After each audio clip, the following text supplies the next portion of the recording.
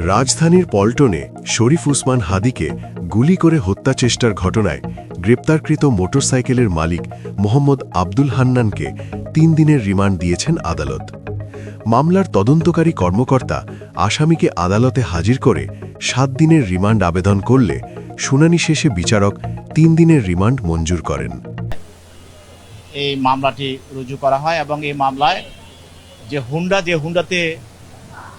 যে আরোহীরা হুন্ডাতে অবস্থান করে তাকে গুলি করা হয়, ওই হুন্ডাটি আমাদের তদন্তকারী কর্মকর্তারা আমাদের পুলিশ বাহিনী সেটা শনাক্ত করেছে।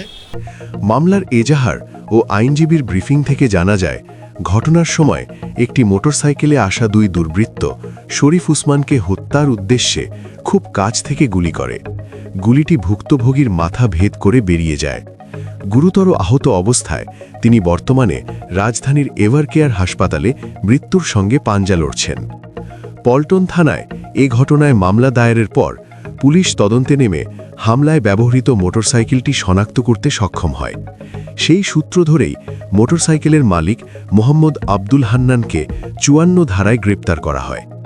রাষ্ট্রপক্ষের আইনজীবী জানান যে, যেহেতু এই নির্দিষ্ট মোটরসাইকেলটি ব্যবহার করেই অপরাধ সংঘটিত হয়েছে, তাই এর মালিককে জিজ্ঞাসাবাদের মাধ্যমেই ঘটনার মূল রহস্য এবং জড়িতদের নাম পরিচয় উদ্ঘাটন করা সম্ভব। আদালতে শুনানিকালে অভিযুক্ত আব্দুল হান্নান স্বীকার করেন যে, জব্দকৃত মোটরসাইকেলটি তার নিজের এবং তিনি সেটি বিক্রির চেষ্টা করছিলেন। উভয় পক্ষের বক্তব্য শোনার পর অধিকতর জিজ্ঞাসাবাদের জন্য আদালত তাকে 3 দিনের রিমান্ডে পাঠানোর আদেশ দেন।